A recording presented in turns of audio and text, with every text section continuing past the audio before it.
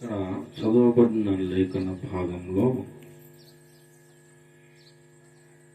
సమూయేలుతో దేవుడు ఈ మాటలు చెబుతున్నాడు. సందర్భం ఏమిటంటే, ఇశ్రాయేలు ప్రజలు సమూయేలు దగ్గరకు వచ్చారు. మీరు చూడండి, ఇశ్రాయేలీల పెద్దలు వచ్చారు. 4వ వచనాన్ని మీరు చూడండి. ఇశ్రాయేలీల పెద్దలందరూ, నేనే చదువుతాను, అన్ని వచనాలు ముగించేంత వరకు నేనే చదువుతాను, తొందరగా ముగించాలి కాబట్టి. హల్లెలూయా, హల్లెలూయా.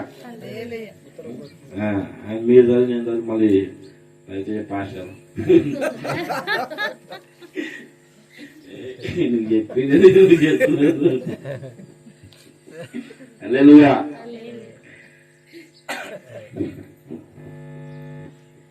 4వ వచనం చూస్తే, ఇశ్రాయేలీయుల పెద్దలందరూ కూడి వచ్చి రామాలో ఉన్న సమూయేలు వద్దకు వచ్చి, చిత్తగించుము, నీవు వృద్ధుడవు, నీ కుమారులు నీ ప్రవర్తన వంటి ప్రవర్తన గలవారు కారు కనుక సకల జనుల మర్యాద చొప్పున మాకు ఒక రాజును నియమించుము, అతడు మాకు న్యాయము తీర్చుని అతనితో అనేది. ఇక్కడ ఇశ్రాయేలీయులు సమూయేలు దగ్గరకు వచ్చి అడుగుతున్నారు, మాకు రాజు కావాలని అడుగుతున్నారు. అంతకుముందు ఇశ్రాయేలీయులకు రాజు లేడు. రాజు లేడు అంటే అర్థం ఏంటంటే, చుట్టుపక్కల ఉన్న రాజ్యాలన్నీ అందరికీ రాజులు ఉన్నారు. ఇశ్రాయేలీయుల చరిత్ర ఎట్లా ప్రారంభమైంది అంటే, అసలు ఇశ్రాయేల్ అంటే ఎవరు అంటే అబ్రహాం సంతానం. అబ్రహాము దేవుడు పిలుచుకున్నాడు. అబ్రహాముకు ఇస్సాకు పుట్టాడు, ఇస్సాకు యాకోబు, యాకోబుకేమో 12 మంది కొడుకులు. ఈ 12 మంది కొడుకులు 12 గోత్రాలుగా మారారు. వాళ్ళు ఐగుప్తులోకి వచ్చారు. ఐగుప్తులో దాదాపు 430 సంవత్సరాలు ఉన్నారు. ఆ తర్వాత బహు విస్తారమైన జనాభాగా వల్ల అభివృద్ధి చెందారు. లక్షల మంది అయ్యారు. ఐగుప్తులోకి వచ్చేటప్పుడు ఒక 70 మంది వచ్చారు. 430 సంవత్సరాలు గడిచిపోయేసరికి కొన్ని లక్షల మంది అయిపోయారు. ఈ లక్షల మంది జనాభాను విడిపించి కానానుకు నడిపించడానికి దేవుడు ఎవరు ఏర్పరచుకున్నాడు? మోషేను ఏర్పడదు. మోషే ద్వారా దేవుడు వాళ్ళను కానానుకు తీసుకొని ప్రయాణం చేశారు. కనానుకు వెళ్ళేంత వరకు మోసే వాళ్ళతో ఉండలేదు, కానీ మధ్యలో ఆయన చనిపోయాడు. తర్వాత యెహోషువ నాయకత్వంలో వాళ్ళు కనానులోనికి ప్రవేశించారు. ఈ చరిత్ర అంతట్లో కూడా ఇశ్రాయేలు అనే జాతికి ఒక రాజు ఉన్నట్టు మనకు కనిపించదు. కనానులోకి పోయిన తర్వాత కూడా ఇశ్రాయేలులకు రాజు లేడు. కనానులోకి పోయిన తర్వాత కూడా యెహోషువ మరణించిన తర్వాత, యెహోషువ నాయకత్వం అయిపోయిన తర్వాత ఇశ్రాయేలీయులకు న్యాయాధిపతులు వచ్చారు. న్యాయాధిపతులు, యెహోషువ గ్రంథం తర్వాత న్యాయాధిపతుల గ్రంథం ఉంటుంది. అంటే న్యాయాధిపతులు వచ్చారు. న్యాయాధిపతి అంటే అర్థమైందంటే, దేవుడు ఎవరినో ఒక వ్యక్తిని ఆత్మతో అభిషేకించి రేపితే ఆ వ్యక్తి ఇశ్రాయేలీయులకు న్యాయం తీర్చేవాడు. అంతేగాని ప్రత్యేకంగా ఒక రాజు అంటూ ఇశ్రాయేలీయులకు లేడు. ఇశ్రాయేలు ప్రజలకు రాజు లేడు, కానీ చుట్టుపక్కల ఉన్న అన్ని రాజ్యాలకు రాజులు ఉన్నారు. రాజు ఉంటే ఒక క్రమం, పద్ధతి ఉంటుంది. రాజు ఉన్నాడంటే మనం లెక్క అడిగేవాడు ఉన్నాడని ప్రజలకు భయం అవుతుంది. రాజు ఉన్నాడంటే శాసనాలు ఉంటాయి. రాజు ఉన్నాడంటే తప్పు చేయడానికి భయపడతారు జనాలు. రాజు ఉన్నాడంటే ఒక క్రమము రాజ్యంలో ఏర్పడుతుంది. రాజు లేడైతే ఎవరిష్టం వాడినే ఉంటుంది అనమాట, ఎవరికి వాడే రాజు అన్నట్టుగా. రాజు లేనందున ప్రజలు ఎవరికి ఇష్టం వచ్చినట్టు వాడు బ్రతికాడని రాయబడి న్యాయాధిపతుల గ్రంథంలో మీరు చూడండి. న్యాయాధిపతుల గ్రంథం 21వ అధ్యాయం 25వ వచనం, 21, 25లో, ఆ దినములలో ఇశ్రాయేలీయులకు రాజు లేడు, ప్రతివాడును తన ఇష్టానుసారముగా ప్రవర్తించుచు వచ్చాడు. ఇక్కడ బాగా వినండి. ఆ దినములలో ఇశ్రాయేలీయులకు రాజు లేడు, ప్రతివాడు తన ఇష్టానుసారంగా ప్రవర్తించుతూ వచ్చాడు. ప్రతివాడు ఇష్టం వచ్చినట్టు బతుకుతున్నాడు. ఒక అడ్డు అదుపు లేకుండా, క్రమము కట్టడ అనేది లేకుండా ఇష్టం వచ్చినట్టు బతుకుతున్నారు అనమాట. ఎవరు? ఇశ్రాయేలీయులు. ఎందుకు ఇష్టం వచ్చినట్టు బతుకుతున్నారు అంటే, వాళ్ళకు రాజు. ఇప్పుడు నాకు చెప్పండి, ఇది దేవునికి సంతోషమేనా? ప్రజలు ఇష్టం వచ్చినట్టు బతకడం దేవునికి సంతోషమేనా? ప్రతివాడు తన ఇష్టానుసారంగా బ్రతుకుతున్నాడని పరిశుద్ధాత్మ దేవుడు అంటే అది దేవునికి ఇష్టం లేదు. అంటే రాజు ఉండాలని దేవుని ఆశ కదా ఇక్కడ మనకు కనిపిస్తున్న మాట ప్రకారంగా. ఈ మాట బాగునండి, ముగించేస్తాం. హల్లెలూయా. ఆ దినములలో ఇశ్రాయేలీయులకు రాజు లేడు, ప్రతివాడు తన తన ఇష్టానుసారముగా, అంటే ఇష్టానుసారంగా ప్రవర్తించడం దేవునికి ఇష్టం లేదు. అంటే దానికి అర్థం ఏంటంటే ఇశ్రాయేలీయులకు రాజు ఉండాలని దేవుడు ఆశపడుతున్నాడు కదా. బాగానండి, ఇప్పుడు ఇశ్రాయేలీయులకు రాజు ఉండాలని దేవుడు ఆశపడుతున్నాడు. మరి రాజు ఉండాలని దేవుడు ఆశపడుతున్నాడు కాబట్టి ఇశ్రాయేలీయులు ఏం చేశారంటే, ఇక్కడ మళ్ళీ మీరు రండి, మూలవాక్యం దగ్గరికి రండి. సమూయేలు మొదటి గ్రంథంలో 8వ అధ్యాయము, ఇందాక చదువుకున్నాం కదా, 4వ వచనం, 8:4. ఇశ్రాయేలీయుల పెద్దలందరూ కూడి రామాలో సమూయేలు దగ్గరికి వచ్చి, చిత్తగించుము, నీవు వృద్ధుడవు, నీ కుమారులు నీ ప్రవర్తన వంటి ప్రవర్తన గలవారు కారు గనుక సకల జనుల మర్యాద చొప్పున మాకు ఒక రాజును నియమించు. అక్కడేమో రాజు లేడు, ప్రతివాడు తన తన ఇష్టానుసారంగా ప్రవర్తించుతూ వచ్చాడని రాయబడింది. ఇక్కడ ప్రజలందరూ సమూయేలు ప్రవక్త దగ్గరకు వచ్చి అడుగుతున్నారు, మాకు రాజు కావాలయ్యా. ఇప్పుడు నాకు చెప్పండి, ఇప్పుడు దేవుని చిత్తం దగ్గరకు వచ్చారా లేదా? ప్రజలు వచ్చారు కదా, బాగా వచ్చారు కదా. ఇప్పుడు కింద చూడండి, అతడు మాకు న్యాయము తీర్చునని అతనితో అనేది 6వ వచనం. మాకు న్యాయము తీర్చుటకై రాజును నియమింపమని వారు అనిన మాట సమూయేలు దృష్టికి ప్రతికూలముగా ఉండను కనుక సమూయేలు యెహోవాకు ప్రార్థన. ఇప్పుడు బాగా ఉండండి, నా వైపు చూడండి. వాళ్ళు ఇశ్రాయేలీయులు సమూయేలు దగ్గరకు వచ్చి మాకు ఒక రాజు కావాలన్నారు. రాజు కావాలని వాళ్ళు చెప్పిన మాట సమూయేలు దృష్టికి ఎలా ఉందంట అంటే ఇష్టం లేదు. సమూయేలుకి ఇష్టం లేదు. సమూయేలుకి ఇష్టం లేదు. ఆయన పోయి దేవుని సన్నిధిలో ప్రార్థన చేశాడు. అప్పుడు దేవుడు చెప్పిన మాటలు మనం మూలవాక్యంలో దేవుడు ఏమంటున్నాడు చూడండి. దేవుడు ఏమంటున్నాడు, వాళ్ళు అడిగిన దానికి 7వ వచనంలో, అందుకు యెహోవా సమూయేలుకు సెలవిచ్చినదేమనగా, జనులు నీతో చెప్పిన మాటలన్నిటి ప్రకారము జరిగించుము. వారు నిన్ను విసర్జింపలేదు గాని తమ్మును ఏలకుండా నన్నే విసర్జించి ఉన్నారు. ఇప్పుడు నాకు సమాధానం చెప్పండి అందరూ కూడా. దేవుడు అంటున్నాడు, వారు నిన్ను విసర్జింపలేదు, తమ్మును ఏలకుండా నన్నే. ఇక్కడ మీరు ఆలోచన చేయండి, నన్ను వాళ్ళు విసర్జిస్తున్నారు అని దేవుడు అంట. అంటే జరుగుతున్న సందర్భము దేవునికి ఇష్టంగా జరుగుతుందా, కష్టంగా జరుగుతుందా? ఇశ్రాయేలీయులకు రాజు కావాలని వాళ్ళు సమూయేలు దగ్గరకు వచ్చారు. అంతకు ముందేమో న్యాయాధిపతుల గ్రంథంలో ఆ దినములో ఇశ్రాయేలుకు రాజు లేడు, ప్రతివాడు తన తన ఇష్టానుసారంగా ప్రవర్తించు వచ్చాడు. అంటే ఇష్టానుసారంగా ప్రవర్తించకూడదంటే రాజు ఉండాలి. రాజు ఉన్నారు కాబట్టి ఇశ్రాయేలు అందరూ కూడా వచ్చి మాకు ఒక రాజు కావాలయ్యా. సకల జనులకు రాజులు ఉన్నారు. మోయాబీయులకు ఉన్నారు, అమ్మోనీయులకు ఉన్నారు, ఫిలిస్తీన్లకు ఉన్నారు, అందరికి ఉన్నారు. ఇశ్రాయేలులకు మాత్రం రాజు లేడు. కాబట్టి అందరికీ ఎవరికి ఇష్టం వచ్చాడు వాడు బతుకుతున్నాడు. ఇది కరెక్ట్ కాదు కదా, మాకు ఒక రాజు కావాలని సమూయేలు దగ్గరకు వచ్చారు. ఇది మంచిగానే ఉంది కదా చూడడానికి. సమూయేలుకు నచ్చలేదు అన్నమాట, దేవునికి కూడా నచ్చలేదు. ఇది నా పాయింట్ అన్నమాట. సమూయేలుకు నచ్చలేదు, దేవునికి కూడా నచ్చలేదు. ఇప్పుడు నాకు చెప్పండి, ఇశ్రాయేలుకు రాజు ఉండడం మంచిదా, రాజు లేకపోవడం మంచిదా? ఇక్కడ దేవుడు మళ్ళీ రాజు వచ్చి రాజు కావాలి మాకు అని అడిగితే దేవుడు ఏమంటాడు, వాడు నన్ను విసర్జించి. సమూయేలు ప్రవక్తగా ఆయన కూడా సమూయేలు దృష్టికి అది ప్రతికూలముగా. సమూయేలు ప్రవక్త దేవుని మనసుతో అనుసంధానమైన వ్యక్తి, ఆయన దృష్టికి నచ్చలేదు, దేవుని దృష్టికి నచ్చలేదు. అంటే ఇప్పుడు దీన్ని అన్నిటి ద్వారా ఏం మాట్లాడుతున్నాడు దేవుడు? ఇప్పుడు సినేరియా మీరు ఆలోచన చేయండి. ఇశ్రాయేలీయులకు ఆ దినములలో రాజు లేడు, ప్రతివాడు తన తన ఇష్టానుసారంగా ప్రవర్తించుచు వచ్చాడు. ఇష్టం వచ్చినట్టు వాళ్ళు బతుకుతున్నారు కాబట్టి రాజు ఉండాలి, దానికి అర్థం అది.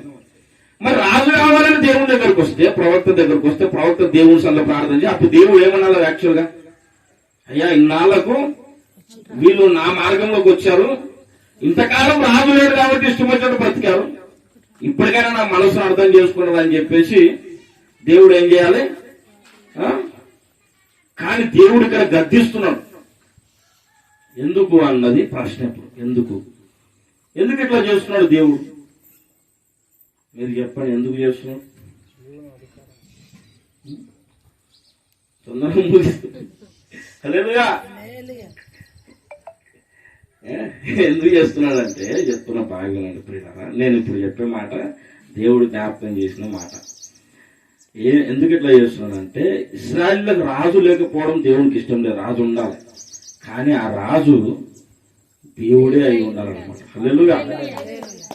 మనుషులు ఎవరు కూడా పరిపాలించకూడదు, ఇది దేవుని ప్రణాళిక. అర్థమైందా? కానీ మీకు ఒక మాట చెప్తా బాగానండి. మనిషినే ఒక సందర్భంలో దేవుడు రాజుగా నియమించిన సందర్భం ఉంది. ఆదామును చేసినప్పుడు ఏమన్నా అంటే సమస్త జీవులను ఏలుము అని చెప్పాడు, ఏలుడు అని చెప్పాడు. ఆదామును చేసినప్పుడు దేవుడే మనిషిని పరిపాలించమని చెప్పేసి, మళ్ళీ ఇక్కడేమో ఒక మనిషిని రాజుగా నియమించాలంటే దేవుడు వద్దంటున్నాడు. అంటే అర్థం ఏంటంటే ఆదామును చేసినప్పుడు మానవ జాతి సక్రమంగా ఉంది కాబట్టి మనిషి బాగా పరిపాలించే పరిస్థితిలో ఉన్నాడు. కానీ ఎప్పుడైతే పాపం చేశాడో మనిషి తనను తాను పరిపాలించుకునే శక్తి కోల్పోయాడు అనమాట. అందుకే మీరు బాగా ఆలోచన చేయండి, ప్రపంచమంతా అశాంతి, అసమాధానం, అన్యాయం, అక్రమం, పాపం ఎందుకు జరుగుతుందంటే ఎందుకు ఇట్లా ఉంది? దీన్ని మార్చడానికి చాలా ప్రయత్నాలు చేశారు. మొదట రాజరిక వ్యవస్థ ఉండేది, రాజుల పరంపర. ఒక రాజు ఆయన పరిపాలించి ముగించేస్తే ఆయన కొడుకు పరిపాలన సింహాసనం ఎక్కేవాడు. అట్లా రాజరిక వ్యవస్థ, నియంతృత్వం అనమాట. ఇది ఇట్లా కరెక్ట్ కాదు, దీని ద్వారా అంత మోసం అన్యాయమే జరుగుతుందని చెప్పేసి ప్రజాస్వామ్యం వచ్చింది. ఇప్పుడు ప్రజలు ఓట్లేసి గెలిపించుకున్న నాయకుడు ఉంటే ప్రజలందరికీ సమాన హక్కులు ఉంటాయి, న్యాయం జరుగుతుందని ప్రజాస్వామ్యం వచ్చింది. అంటే రకరకాలుగా ప్రయత్నాలు చేస్తున్నారు మనుషులు ప్రజల్లో శాంతి సమాధానం రావాలని. కానీ శాంతి సమాధానం రావట్లేదు. ఎందుకంటే ఒక మనిషి ఇంకొక మనిషిని పరిపాలించలేడు. హల్లెలూయా. మనల్ని భూమి మీద ఉన్న మనుషులందరినీ పరిపాలించడానికి అర్హుడు ఎవరంటే దేవుడు మాత్రమే. ప్రియులారా, ఇది ఒక కోణం అయితే ఇంకొక మాట చెప్పి ముగించేస్తా. భూమి మీద ఉన్న మనుషులందరినీ ఏ మనిషి పరిపాలించలేడు కాబట్టి దేవుడు పరిపాలించాలి. రెండవది, మనల్ని వ్యక్తిగతంగా కూడా ప్రతి ఒక్కరిని మనల్ని దేవుడు పరిపాలించాలని కోరుకుంటున్నాడు. లోకము దేవుని పరిపాలన కింద ఉండాలి, అది ఇప్పుడు జరగదు. 1000 ఏళ్ల పరిపాలన వచ్చినప్పుడు యేసయ్య భూమి మీద రాజుగా ఉండి భూలోకం అంతటి పరిపాలిస్తారు. అప్పుడు నీతి, న్యాయము, శాంతి, సమాధానం జరుగుతాయి. పాపం అన్నది లోకంలో అప్పుడు ఏ దేవుడి పరిపాలన, మానవ జాతిని ఎవరైతే సృష్టించారో సృష్టికర్త అయిన దేవుడు మనుషులను పరిపాలిస్తే లోకములో శాంతి సమాధానం ఉంటుంది తప్ప ఏ మనిషి లోకాన్ని పరిపాలించినా సరే సమాధానం. ఇది మొదటి విషయం. రెండవది ఏంటంటే సమాధానం ఉండాలంటే లోకంలో దేవుడు పరిపాలకుడుగా ఉండాలి కదా. రెండవది, సమాధానం మన హృదయంలో ఉండాలంటే కూడా మన హృదయాన్ని దేవుడే పరిపాలన చేయాలి. దేవుడు మన హృదయాన్ని పరిపాలన చేయాలని ఆశపడుతున్నాడు. పేతురు రాసిన పత్రికలో మీరు చూడండి,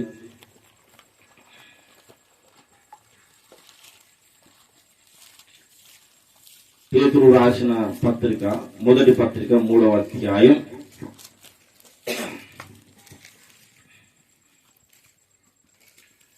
15వ వచనం నుండి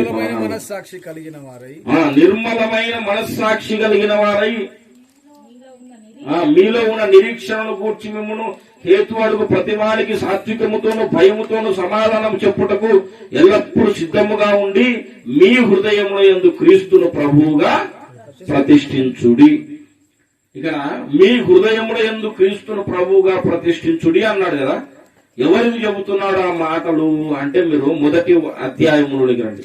మొదటి అధ్యాయము 1వ వచనం నుండి, యేసుక్రీస్తు అపోస్తుడైన పేతురు తండ్రి అయిన దేవుని భవిష్యత్ జ్ఞానమును బట్టి ఆత్మ వలని పరిశుద్ధత పొందిన వారై విధేయులగుటకు యేసుక్రీస్తు రక్తం వలన ప్రోక్షింపబడుటకు ఏర్పరచబడిన వారికి, అంటే యేసయ్య రక్తంతో కడగబడిన వాళ్ళకి, ఆత్మ వలన పరిశుద్ధత పొందిన వారికి, అంటే రక్షణ పొందిన వారికి మాటలు రాస్తున్నాడు. ఏమని రాస్తున్నాడు అంటే మీ హృదయముల యందు క్రీస్తును ప్రభువుగా ప్రతిష్ఠించారు. అంటే అర్థం ఏంటి? రక్షణ పొందిన వాళ్ళ హృదయాల్లో ఇంకా క్రీస్తు ప్రభువుగా లేడు అనే కదా. అంతే కదా. రక్షణ పొందిన వాళ్ళ హృదయాల్లో క్రీస్తు ఉన్నాడా లేడా? ఉన్నాడు, కానీ ప్రభువుగా లేడు. ప్రభు అంటే అర్థమైంది రాజు అన్నమాట కదా. రక్షణ పొందినప్పుడు దేవుడు మన హృదయంలోకి వస్తాడు, కానీ రాజుగా లేడు. రాజుగా అందుకే మన హృదయంలో అశాంతి అసమాధానం కొన్నిసార్లు జరుగుతుంది అనమాట. లోకంలో అశాంతి అసమాధానం ఉండడానికి గల కారణం ఏంటంటే లోకాన్ని దేవుడు పరిపాలిస్తలేడు కాబట్టి. మనిషి లోకాన్ని పరిపాలిస్తే సమాధానం అన్నది రాదు. కాబట్టి దేవుడే మనుషుల్ని పరిపాలన చేయాలి. అట్లాగే మన హృదయాలను కూడా దేవుడు పరిపాలిస్తేనే మనకు సమాధానం శాంతి ఉంటుంది. మనకిప్పుడు అసమాధానం అశాంతి గల కారణం ఏంటంటే దేవుడు మన హృదయాన్ని పరిపాలించట్లేదు. మన లోపలికి వచ్చాడుగా దేవుడు, లోపలికి వచ్చిన దేవుడు పరిపాలన చేయకుండా ఏం చేస్తున్నాడు అంటే నేను ఇప్పుడు ఒక మాట చెప్తాను, అందరూ బాగా నడుపుతున్నారా. ఏం చేస్తున్నాడు అంటే ఇప్పుడు టీవీ రిమోట్ టీవీకి చాలా దూరం ఉంటుంది, బయట ఉంటుంది. అయినా సరే ఇక్కడ కూర్చొని నొక్కితే అది టీవీ మన మాట ఉంటుంది కదా. అట్లాగే సైతాన్ గాడు ఒకప్పుడు మన లోపల ఉండేవాడు. ఎప్పుడైతే యేసయ్యను నమ్ముకొని బాప్తిసం పొంది ప్రార్థన చేసుకుని రక్షణ పొందామో అప్పుడు సైతాన్ బయటికి పోయినాడు, యేసయ్య లోపలికి వచ్చాడు కదా. రక్షణ పొందిన వాళ్ళ లోపల యేసయ్య ఉన్నాడు, రక్షణ పొందని వాళ్ళ లోపల యేసయ్య లేడు. గుర్తుపెట్టుకోండి. ఒక దుర్బోధ ఏంటంటే మనుషులందరి లోపల దేవుడే ఉన్నాడు అని చెప్పేవాడు కూడా ఉన్నారు. మనుషులందరి లోపల దేవుడే ఉన్నాడు, దేవుని ఆత్మనే అందరి లోపల ఉంది. ఇప్పుడు మీకు ఒక విషయం చెప్తా, ఏంటంటే ఆదాము దేవుడు చేసినప్పుడు ఎట్లా చేశాడు? మట్టితో బొమ్మలు చేసి ఏం చేశాడు? తర్వాత జీవాత్మను ఊదాడు కదా, జీవవాయువును ఊదాడు కదా. అప్పుడు ఆత్మ ప్రాణం వచ్చింది లోపల. ఇప్పుడు ఈ ఒక బొమ్మకి దేవుడు ఊదినప్పుడు ఏం జరిగింది? దేవుని లోపల ఉన్న ఆత్మ ఆ బొమ్మలోనికి పోయిందా లేదా? ఇప్పుడు కరెక్ట్గా చెప్పాలి అందరు, నాకు ఇప్పుడే వస్తుంది అసలు పైన. దేవుని లోపల ఉన్న ఆత్మ బొమ్మలోకి పోయిందా లేదా? పోయిందా? దేవుని లోపల ఉన్న ఆత్మ పోయింది కాబట్టి ఆ మనిషికి ప్రాణం వచ్చింది. అంటే ఇప్పుడు ఆదాము లోపల ఉన్న ఆత్మ అంతకుముందు ఎవరి లోపల ఉంది? దేవుని లోపల ఉంది.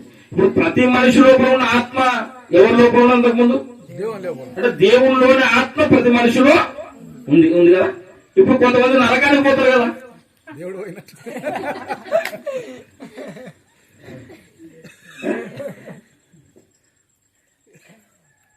కొంతమంది నరకానికి పోతారు కదా. ఇప్పుడు నరకానికి పోయి ఆత్మలు దేవుని లోపల ఉన్న ఆత్మలు అయితే ఎట్లా నరకానికి పోతాయి? ఈ సిచ్యువేషన్ పివి సుందరరావు వాళ్ళు చెప్పేది ఏంటంటే ప్రతి మనిషి లోపల దేవుని ఆత్మ ఉంది. ఎట్లా ఉంది అంటే ఆదాముడు ఊదినప్పుడు, ఆదాము నాసిక రంధ్రాల్లో ఊదినప్పుడు ఇక్కడ నుంచి పోయిందన్నమాట ఆత్మ. ఇక్కడ అసలు పాయింట్ వాళ్ళకి అర్థం కాని పాయింట్ ఏంటంటే మనిషి లోపల ఉన్న ఆత్మ దేవుని ఆత్మనే కాదనం. కానీ దేవుని ఆత్మ అంటే రెండు రకాలు. దేవుని సొంత ఆత్మ ఉన్నది, దేవుడు తయారు చేసిన ఆత్మలు ఉన్నాయి. అర్థమైందా? దేవుడు ఆత్మను తయారు చేస్తాడు ఎక్కడ? పాతాళంలో. అది దేవుడు మనకు నేర్పించాడు. ఈ సిచ్యువేషన్ బట్టి ప్రతి మనిషి లోపల దేవుడు లేడు. ప్రతి మనిషి లోపల దేవుడు రక్షణ పొందిన వాళ్ళలో మాత్రమే దేవుడు ఉంటాడు. ఇది మన ఫస్ట్ క్లారిటీకి రావాలి. మన లోపల దేవుడు మన రక్షణ పొందాం. కానీ రక్షణ పొందిన వాళ్ళకే రాస్తున్నాడు, మీ హృదయములలో క్రీస్తును ప్రభువుగా ప్రతిష్ఠించుడు. మరి దేవుడు ఉన్నాడు కానీ క్రీస్తు రాజుగా లేడు, ప్రభువుగా లేడు అని దానికి అర్థం కదా. మరి ఇప్పుడు నేను చెప్తున్నా, నేను మరి వివరించి విస్తరించకుండా టకటకటగా చెప్పుకుంటూ పోతున్న విషయం మీకు అందితే చాలు. అంతే. హల్లెలూయా. విషయం అందితే చాలు. ఇప్పుడు దేవుడు మన హృదయంలో ఉన్నాడు అన్నది వాస్తవం, కానీ రాజుగా లేడు అన్నది కూడా వాస్తవమే కదా. ఇప్పుడు రాజుగా కావాలంటే ఏం చేయాలి? అది ప్రశ్న. రాజుగా దేవుడు ఇప్పుడు మన హృదయంలో ఉన్నాడు. దేవుడు ఉన్నాడు కానీ రాజుగా లేడు, పరిపాలిస్తలేడు. పరిపాలించాలంటే ఏం చేయాలి? ఏం చేయాలి అంటే ఒక చిన్న ఉదాహరణ చదువుకుందాం. ఇప్పుడు ఇలా ముగిస్తాను ఎందుకంటే నేను ఒకసారి ఇట్లాగే బీదర్లో కూటంలో వాక్యం చెప్తూ జనాలకు 10 నిమిషాల కంటే ఎక్కువసేపు వినే ఓపిక లేదా. హల్లెలూయా. అప్పుడు నేను ఏం చేశానంటే ఒక 2 నిమిషాలు చెప్పడం అయిపోయిన, చివరి మాట ముగించేస్తున్నా అంటే ఇంకా కాసేపు వింటున్నాడు, 1.5 సేపు చెప్తున్నా. అట్లా గంటన్నర రవితేజ కూడా ఉన్నాడు అప్పుడు నాతో పాటు అక్కడ కూటమిలో చెప్పి గంటన్నర సేపు చెప్పిన తర్వాత ఒక పాస్టర్ గారు లేచి మైక్ పట్టుకుని ఏం చెప్పాడు తెలుసా, అయ్యా అమ్మ చిన్నపిల్లోడికి అన్నం పెట్టేటప్పుడు అయిపోయింది లాస్ట్ ముద్ద అంట కదా, అట్లనే కడుపు నిండా తినిపించావు అందరికీ అంటాం. హల్లెలూయా. అట్లా పెట్టావు, అమ్మ అన్నం పెట్టినట్టు పెట్టావు సార్, గంటన్నర అయినట్టు మనకు టైం తెలియదు అన్న. ముగిస్తున్నప్పుడల్లా ప్రజలకి అమ్మయ్యా హల్లెలూయా రిలీఫ్ వస్తుంది అన్నమాట. అప్పుడు ఇంకొక హాఫ్ అవర్ చెప్పొచ్చు. చెప్పకుండా చెప్పాల్సింది లేదు, ఇలా ఇప్పుడే ముగిస్తాను అనమాట. హల్లెలూయా.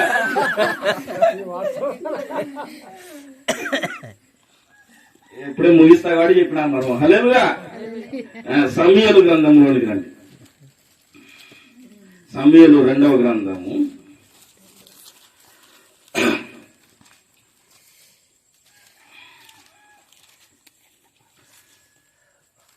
సమూయేలు 2వ గ్రంథము 2వ అధ్యాయం. సమూయేలు 2వ గ్రంథము 2వ అధ్యాయము 4వ వచనాన్ని చదువుకుందాం. నేను చదువుతా చూడండి. అంతటా యూదా వారు అక్కడికి వచ్చి యూదా వారి మీద రాజుగా దావీదునకు పట్టాభిషేకము చేసింది. ఇక్కడ డైరెక్ట్ చెబుతున్న విషయము, దావీదునకు రాజుగా పట్టాభిషేకం చేశారు కదా, దావీదు రాజయ్యాడు. ఇక్కడ మళ్ళీ ఇదే సమూయేలు 2వ గ్రంథంలో 3వ అధ్యాయంలోనికి రండి. క్షమించండి, 3 కాదు 5వ అధ్యాయం. 5వ అధ్యాయంలో 3వ వచనం. మరియు ఇశ్రాయేలు వారి పెద్దలందరూ హెబ్రోనులో రాజునొద్దకు రాగా రాజైన దావీదు హెబ్రోనులో యెహోవా సన్నిధిని వారితో నిబంధన చేసిన గనక ఇశ్రాయేలు వారి మీద రాజగుటకై వారు దావీదునకు పట్టాభిషేకము చేశారు. ఇక్కడ కూడా మరి పట్టాభిషేకం జరుగుతుంది. దావీదునకు పట్టాభిషేకం అంటే తెలుసు కదా మనకి, రాజుగా నియమించడం, రాజుగా సింహాసనం మీద కూర్చోబెట్టి నియమించడం అన్నమాట. పట్టాభిషేకం అంటే ఒక ప్రవక్త వచ్చి నూనె పోసి ప్రార్థన చేసి రాజుగా నియమిస్తాడు. ఇప్పుడైతే ఏం చేస్తారు, ముఖ్యమంత్రి గెలిచిన తర్వాత ప్రమాణ స్వీకారం, గవర్నర్ చేత ప్రమాణ స్వీకారం చేస్తారు. అప్పుడు ఆయన ముఖ్యమంత్రి హోదాలో ఉన్నట్టు లెక్క. ఓట్లన్నీ పడి గెలిచి ప్రమాణ స్వీకారం చేయకపోయినా ముఖ్యమంత్రి గారు అవునా కదా. నేను రాను సార్ ఆడికి, ఆ గవర్నర్ చెప్పలేదు, నేను చేసిలేదు, అసలు నేను చెయ్యను అని అనుకో, అప్పుడు ముఖ్యమంత్రి కాలేడు. పట్టాభిషేకం అనేది అంత ఇంపార్టెంట్ అన్నమాట. హల్లెలూయా. ఇక్కడ దావీదుకు ఎన్నిసార్లు పట్టాభిషేకం జరిగింది? 2 సార్లు. ఎవరికైనా 2 సార్లు జరుగుతుందా? ఒకే వ్యక్తికి 2 సార్లు పట్టాభిషేకం జరుగుతుందా? ఎందుకు దావీదుకు 2 సార్లు జరిగింది?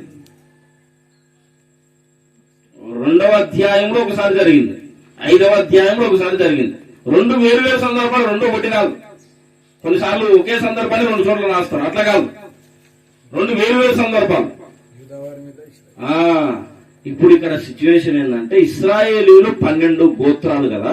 ఈ 12 గోత్రాలలో ఫస్ట్ పట్టాభిషేకం జరిగినప్పుడు ఒక గోత్రం మాత్రమే వచ్చింది, పట్టాభిషేకం జరిగింది. ఒక గోత్రం మీద మాత్రమే రాజుగా ఉన్నాడు. తర్వాత ఏం జరిగిందంటే, కొంతకాలానికి మొత్తం అందరూ కలిసి వచ్చారు 12 గోత్రాల ప్రజలు. అప్పుడు మళ్ళీ పట్టాభిషేకం జరిగింది. అప్పుడు మొత్తం ఇశ్రాయేలు సామ్రాజ్యానికి అంతటికీ దావీదు రాజయ్యాడు. ఇప్పుడు ఇశ్రాయేలు రాజ్యము మన హృదయంతో పోల్చుకుంటే, మన హృదయం ఇశ్రాయేలు రాజ్యం అనుకుంటే, యేసయ్య మొదటిసారి మన హృదయంలోకి వచ్చాడు, కానీ మన హృదయంలో పూర్తిగా దేవుని స్వాధీనంలోకి రాలేదు. ఇంకా మన హృదయం పూర్తిగా దేవుని స్వాధీనంలోనికి వచ్చాడు, అక్కడ ఉన్నాడు, అంతేగాని రాజుగా మనల్ని ఆయన పరిపాలించట్లేదు ఇప్పుడు. అయితే 2వసారి మళ్ళీ దేవునికి పట్టాభిషేకం చేయాలి. మన జీవితము, మన హృదయం అంతా దేవునికి అప్పగించి, నువ్వు నన్ను పరిపాలించు ప్రభు అని అడగాలి. అంత ఈజీ కాదు, నేను చెప్పినంత ఈజీ కాదు, మీరు ఇన్నంత ఈజీ కాదు. చాలా సంవత్సరాలు ఏడ్చి ప్రార్థన చేయాలి, దేవా నన్ను పరిపాలించు, నన్ను పరిపాలించు. ఏదైనా సరే అండి, భక్తి జీవితంలో విన్నప్పుడు మంచి ఊపు వస్తుంది, ఉత్సాహం వస్తుంది, జోకులు ఉంటాయి, హల్లెలూయాలు ఉంటాయి, అన్ని ఉంటాయి కాబట్టి బాగుంటుంది. తప్ప అది మన అనుభవంలోకి రావాలంటే మాత్రం అంత ఈజీగా జరగదు. ప్రతిరోజు ఇంటికి పోయిన తర్వాత రోజు కూడా మోకరించి ప్రార్థన చేయాలి. ఈ రోజు పంపిన సందేశం మా అనుభవ జ్ఞానంగా మార్చు దేవాన్ని. వాక్యాలు వింటున్నాం కానీ మన బ్రతుకులు ఎందుకు మారట్లేదంటే ఇదే కారణం. ఇప్పుడు రాజుగా మనం ప్రతిష్ఠించుకోవాలని వాక్యం చెప్పాం కదా. ఇప్పుడు అందరం కూడా హల్లెలూయా ఆమేన్ అని ఎగిరికి అంతేస్తాం, మంచిదే. కానీ అంత మాత్రం రాజు అయిపోతాడు దేవుడు. ప్రతిరోజు ఏడవాళ్ళు ప్రభు సన్నిధిలో దేవా నన్ను పరిపాలించు యేసయ్యా. దేవుడు పరిపాలిస్తే మన బ్రతుకులు ఇట్లా ఉండవు. దేవుడు పరిపాలిస్తే మన ఆలోచనలు ఎట్లా ఉండవు, మన నడక ఎట్లా ఉండదు. దేవుడు పరిపాలించట్లేదు మనల్ని. ఇప్పుడు బాగా గుర్తు, మనం దేవుడి పిల్లలమే, మన లోపల దేవుడు ఉన్నారు, కానీ పూర్తిగా మనం దేవుని స్వాధీనంలోనికి ఇంకా రాలేదు. కాబట్టి మళ్ళీ ఏం చేయాలి, రెండవసారి దావీదు కుమారుడైన యేసయ్యకు మనం పట్టాభిషేకం చేయాలి. దేవా నా హృదయంలోకి వచ్చి నన్ను పరిపాలించుతండని ప్రతిరోజు ఏడవాలి. కొంతకాలం పరీక్షిస్తారు దేవుడు. పరీక్షించే వేళ మన ప్రార్థన ఆయన అంగీకరిస్తే, దేవునికి ఓకే అనుకుంటే, ఈ కుమార్తె నా కుమారుడు నేను పరిపాలించడానికి యోగ్యుడు, అంత పట్టుదల కలిగి ఉన్నది, పట్టుదల కలిగి ప్రార్థన చేస్తున్నాను దేవుడు అనుకుంటే, దేవుడు దిగి వచ్చి మన హృదయంలో రాజుగా సింహాసనం వేసుకొని కూర్చుంటాడు అన్నమాట. హల్లెలూయా. కాబట్టి ఇప్పుడు మనకి ఏం కావాలంటే మన హృదయములలో క్రీస్తును ప్రభువుగా మనం ప్రతిష్ఠించాలి. ఈ లోకములో దేవుడు పరిపాలించడం ఎవరాపినా ఆగదు. యేసయ్య రాకడ తర్వాత 1000 సంవత్సరాలు రాజుగా ఆయన పరిపాలన చేస్తాడు లోకమంతటిని. ఇది తప్పకుండా జరుగుతుంది. అయితే మన హృదయంలో దేవుడు పరిపాలన చేయాలంటే మాత్రం మనం కన్నీరు గార్చి ప్రతిరోజు దేవుణ్ణి అడగాలి. దేవా నా లోపల ఉన్నావు కానీ నన్ను పరిపాలిస్తలేవు, నన్ను నువ్వు పరిపాలిస్తే. చాలా మంది అండి పాపానికి తమ జీవితాన్ని అప్పగించుకుంటున్నారు, ఈ లోక సుఖభోగాలకు తమ జీవితాలను అప్పగించుకుంటున్నారు. వాళ్ళకి ఇష్టం లేని పనులు వాళ్ళు చేస్తున్నారు, అంటే వాళ్ళ దేవుడు పరిపాలించట్లేదు. తాగేవాడికి తెలుసు, ఏమని తెలుసు, దీని ద్వారా నా జీవితం నాశనం అయిపోతుంది, నా కుటుంబం పాడైపోతుంది, నా సంసారం పాడైపోతుంది తెలుసు, కానీ మానలేడు వాడు. అంటే వాని కంట్రోల్ వాడు, దేవుడి కంట్రోల్ కూడా లేడు. సైతాను వాడిని పరిపాలన చేస్తున్నాడు. దేవుని సన్నిధికి వచ్చి రక్షణ పొందిన బిడ్డలు కూడా తమకు ఇష్టం లేని కార్యాలు చేస్తున్నారు. రక్షణ పొందిన అందరూ మొత్తం పర్ఫెక్ట్ గా ఉన్నారని గ్యారెంటీ లేదు కదా. రక్షణ పొందిన వాళ్ళు పాపాలు చేస్తున్నారు. ఎందుకు అంటే దేవుడు పరిపాలించట్లేదు పిల్లలు. ఇప్పుడు మనకు కావాల్సింది ఏంటంటే దేవుడు మన హృదయంలో రాజుగా రెండవసారి పట్టాభిషేకం మనం చేయాలి. ఇప్పటి నుంచి ప్రతిరోజు ప్రార్థన చేయాలి. దేవా నా జీవితం ఇట్లా ఉంది, కారణం ఏందో ఈరోజు నాకు తెలుస్తుంది ప్రభా. నాలో నువ్వు ఉన్నావు కానీ నువ్వు పరిపాలిస్తున్నావు. వాడు బయట ఉన్నాడు దుష్టుడు, వాడే రిమోట్ కంట్రోల్ చేత పట్టుకొని నన్ను ఆడిస్తున్నాడు. వాడు ఆడించినట్టు నాకు ఆట ఆడుతున్నా. నువ్వు నా లోపల ఉన్నావు కానీ నీ పరిపాలన నా జీవితంలో జరగట్లేదు. నా లోపల ఉన్న నువ్వు నా రాజుగా మారు యేసయ్య. దేవుని ప్రజలకు దేవుడు రాజుగా ఉండాలని ఆశపడుతుంది. ఎవరి హృదయంలో అయితే దేవుడు రాజుగా ఉంటాడో వాళ్ళను తీసుకుపోవడానికే యేసయ్య రెండవసారి వస్తున్నాడండి. రక్షణ పొందావు, నీ లోపలికి దేవుడు వచ్చాడు. నీ లోపలికి వచ్చిన దేవుడు నీ బ్రతుకుడు రాజుగా ఉండాలని దేవుడు ఆశపడుతున్నాడు పిల్లలు. కాబట్టి నన్ను పరిపాలించే రాజుగా మరొక్కసారి నీకు పట్టాభిషేకం చేయాలని ఆశపడుతున్నాను యేసయ్యని ప్రతిరోజు మనం ప్రార్థన చేద్దాం పిల్లలు. యేసయ్య రాజుగా వస్తున్నాడన్న పాట ఉంది కదా. యేసయ్య రాజుగా వస్తుంది. ఎవరి కోసము అంటే ఆల్రెడీ తమ హృదయంలో దేవుణ్ణి రాజుగా కలిగిన వాళ్ళ కొరకు వస్తున్నాడు అనమాట. హల్లెలూయా. నీ హృదయంలో యేసయ్య ఉన్నాడు కానీ రాజుగా లేకపోతే ఒక నాటికి ఏమైపోతుందంటే నీ లోపల ఉన్న యేసయ్య కూడా బయటికి వెళ్ళిపోయే పరిస్థితులు నీ ద్వారా జరిగేటట్టు బయట ఉండి సైతాన్గా నిన్ను నడిపిస్తాడు అనమాట, రాజుగా నీ లోపల లేకపోతే. నన్ను పరిపాలించేసయ్యా అడగాలి. రాజు అంటే ఎట్లుంటుందో తెలుసా? ఒకసారి ఆయన పేరేం పేరు, కళ వచ్చింది. ఫరో కదా, ఆయనకు కళ వచ్చింది. ఆ దేశంలో ఉన్న మంత్రగాళ్లను, శకునము చెప్పే వాళ్ళను, జ్ఞానం అందరినీ పిలిపించి ఏమన్నాడు తెలుసా? నాకు కళ వచ్చింది రాత్రి, కళ భావం చెప్పాలి మీరు అన్నాడు. సరే రాజా కళ సెలవియండి, మేము భావం చెప్తామన్నాడు. అంటే ఆయన ఏమంటాడు తెలుసా? కళ గుర్తు లేదు, భావం తెలియదు. కళ మీదే చెప్పాలి, దాని భావం మీదే చెప్పాలి. అంటే అది ఎట్లా సాధ్యమవుతుంది రాజా అంటే, అంటే మీరు మాటల చేత కాలహరణము చేయాలని చూస్తున్నారా, మిమ్మల్ని అందరినీ చంపేస్తారు రేపటికంతా చెప్పకపోతే అన్నాడు. అది ఏమన్నా న్యాయమా చెప్పండి? రాజంటే అట్లుంటది అనమాట. వాడు ఆడింది ఆట, పాడింది పాట. హల్లెలూయా, అవునా కదా? ఇప్పుడు రాజు కనుక తిక్కలేసి నా రాజ్యంలో పౌరులందరూ కూడా నాకు 2 చేతులు ఉన్నాయి, అందరికి 2 చేతులు ఉన్నాయి. నేను వాళ్ళు సమానంగా ఉండగా ఇప్పుడు నా రాజ్యంలో కొత్త చట్టం ప్రవేశపెడుతున్నా. అందరికి ఒక్క చేతి మాత్రం ఉండాలి, నాకు ఒక్కడికే 2 చేతులు ఉండాలని తీర్మానం చేశాడు. ఎవడని అడ్డుకుంటాడు అని చచ్చినట్టు అందరి చేతులు పోతాయి. అవునా కదా? అదే జరిగింది కదా ఇక్కడ యేసయ్య పుట్టినప్పుడు. ఏ రోజు దుర్మాడు చిన్నపిల్లలందరినీ చంపి అడ్డుకునేవాడు. అంటే రాజు అంటే అర్థమైందంటే రాజ్యము, రాజు అంటే అర్థమైందంటే ఈ రాజ్యంలో రాజు అనుమతి లేకుండా ఇది జరగదు, రాజుకి ఇష్టమైనది జరగకుండా ఉండదు. అది రాజు అంటే. రాజు అనుమతి లేకుండా ఏది జరగదు, రాజుకి ఇష్టమైనది ఏది జరగకుండా ఉండదు. అది రాజు అంటే. రాజు అనుమతి లేకుండా అన్ని జరిగిపోతున్నాయి, రాజుకి ఇష్టం లేనివి జరుగుతున్నాయి. అంటే అర్థమైందంటే రాజు గారు. దేవుడు మనకు రాజు అయితే గనక ఆయన అనుమతి లేకుండా మనం అడుగు వేయలేము. దేవుడు మనకు రాజు అయితే గనక ఆయనకి ఇష్టమైంది ఏది మన బ్రతుకులో జరగకుండా ఉండదు. హల్లెలూయా. ఇప్పుడు అన్నీ మనం అందరం ఆలోచన చేస్తాం. నేను కూడా ఆలోచన చేసుకుంటా. దేవుడు నాతో కూడా మనం అందరం ఆలోచన చేసుకుందాం. మన బ్రతుకులో దేవునికి ఇష్టం లేనివి జరుగుతున్నాయా, జరగట్లేదు? జరుగుతుంది. ప్రతిది కూడా దేవుడు అనుమతితోనే నడుస్తున్నాం మనం. లేఖనాలకు వ్యతిరేకమైన పనులు కూడా జరుగుతున్నాయి క్రైస్తవుల జీవితంలో. ఎందుకంటే దేవుడు ఉన్నాడు కానీ రాజుగా లేడు. పరిపాలిస్తలేడు అనమాట. ఊరికే అట్లా వచ్చి ఉన్నాడంతే లోపల. ఆయన ద్వారా మనం నడిపించబడట్లేదు. వాడు బయటికి పోయినాడు దుష్టుడు, కానీ వాడే అక్కడి నుంచి రిమోట్ కంట్రోల్ చేత పట్టుకొని వాళ్ళని ఆట ఆడిస్తున్నాడు. దేవుడు వీళ్ళ మనతో మాట్లాడుతున్న మాట, దావీదును 2 సార్లు పట్టాభిషేకం చేశారు దావీదుకు ఇశ్రాయేలీయులు. దావీదు కుమారుడైన యేసయ్యకు మనం 2వసారి పట్టాభిషేకం చేయాలి. అప్పుడు మన హృదయము దేవుని రాజ్యంగా మారుతుంది. అప్పుడు ఏమైపోతుంది అంటే మన హృదయంలో సమాధానము ఉంటుంది. ప్రియులారా, కొలస్సీ పత్రికలో ఇందాక ఒక మాట చదువుకున్నాం కదా, చివరి మాట ఇది. కొలస్సీ పత్రిక, క్రీస్తు అనుగ్రహించు సమాధానము మీ హృదయములో ఏలుచుందనీయుడు అంటాడు కదా. కొలస్సీ పత్రిక 3వ అధ్యాయం 15వ వచనం. క్రీస్తు అనుగ్రహించు సమాధానము 15 క్రీస్తు అనుగ్రహించు సమాధానము మీ హృదయములలో ఏలుచుండ నీయుడి. మన హృదయం ఈ స్టేట్మెంట్ లో మాట్లాడే మాట మీరు ఆలోచన చేయండి ఒకసారి.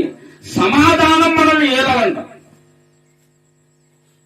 క్రీస్తు అనుగ్రహించు సమాధానము మీ హృదయములలో ఏలుచుండనీయుడి. సమాధానం మనల్ని పరిపాలించాలి, సమాధానం మనల్ని నడిపించాలి. అంటే ఏ పరిస్థితుల్లో కూడా మనం చెలించని ఆ సిచ్యువేషన్, ఆ స్థితిలోనికి రావాలన్నమాట. ఎంత భయంకరమైన ప్రమాదం రానిగాక, ఎంత పెద్ద సమస్య అయినా రానిగాక, మన హృదయంలో చింత అన్నది ఉండకూడదు, దిగులు అన్నది ఉండకూడదు. భక్తులు ఉంటారండి, చాలా మంది భక్తులు. వాళ్ళ జీవితాలు చూస్తే వాళ్ళకు వస్తున్న శ్రమలు అసలు చెక్కు చెదరాలు. అయ్యగారు కూడా వాళ్ళకి ఎంత శ్రమ అంటే ఇంకొకరి గారికి మనలాంటి వాళ్ళకి అట్లాంటి కష్టాలు వస్తాయి కానీ గుండె చచ్చిపోతాం. అట్లాంటి భయంకరమైన శ్రమలు వచ్చినా సరే వాళ్ళు మాత్రం ఏమి కదలకుండా ప్రశాంతంగా నవ్వుతూ నవ్విస్తూ సంతోషంగా ఉంటారు. ఎందుకు తెలుసా? క్రీస్తు అనుగ్రహించే సమాధానం వాళ్ళని ఏలుతుంది అనమాట. సమాధానం వాళ్ళని ఏలుతుంది కాబట్టి ఏ సమస్య కూడా వాళ్ళను కదిలించలేకపోతుంది. క్రీస్తు మన హృదయంలో రాజుగా ఉంటే మనల్ని సమాధానం పరిపాలిస్తుంది. క్రీస్తు మన హృదయంలో రాజుగా ఉంటే పాపం మీద మనకు జయం కలుగుతుంది. క్రీస్తు మన హృదయంలో రాజుగా ఉంటే మన హృదయంలో నీతి న్యాయములు. ఇంకొక మాటలు చెప్పాలంటే దీనికి రివర్స్ చెప్పుకోవాలంటే అసలు నీతి న్యాయం ఉంటేనే క్రీస్తు సింహాసనం మన హృదయంలో ఉంటుంది. లేదా నీతి న్యాయం ఆయన సింహాసనములకు నీతి న్యాయము నీ హృదయంలో ఉంటే దేవుని సింహాసనం వస్తుంది, ఆ సింహాసనం మీద దేవుడు కూర్చుంటాడు, అప్పుడు దేవుడు మనకు రాజు అవుతాడు. మొత్తానికి ఈ రోజు విషయం ఏంటంటే దేవుడు మనకు రాజు కావాలని ఆశపడుతున్నాడు. దేవుడు మనకు ఇప్పుడు దేవుడు అయ్యాడు, ఆరాధిస్తున్నాం, పూజ చేస్తున్నాం, మంచిదే. రక్షకుడని నమ్మాం, ఆయన రక్తము ఆశ్రయించాము, నరకంలో తప్పించుకున్నామన్న ధైర్యం కలిగింది.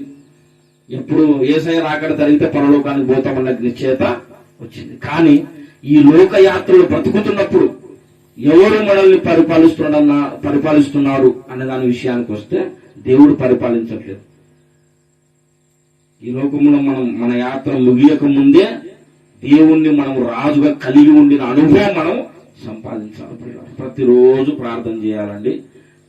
ఈ రోజు నుంచి ప్రార్థన చేయండి. ప్రతిరోజు మోకరించి నువ్వు ఏకాంత ప్రార్థన చేసుకుంటాం కదా, అందరం కూడా ఏకాంత ప్రార్థన చేసుకున్నప్పుడు దేవుణ్ణి అడగాలి, ప్రభువా నన్ను పరిపాలించు యేసయ్య, నా హృదయంలో రాజుగా ఉండే యేసయ్య అని అడుగుదాం. దేవుడు మన హృదయంలో రాజుగా ఉండాలని ఆశపడుతున్నాడు. అలా అడిగిన వాళ్ళని బట్టి దేవుడు సంతోషపడతాడు. అటు కృప దేవుడు మనకందరికీ దయచేయును గాక. రండి, కళ్ళు మూసుకొని ప్రార్థన చేసుకుని మనం ముగించుకుందాం ప్రియులారా.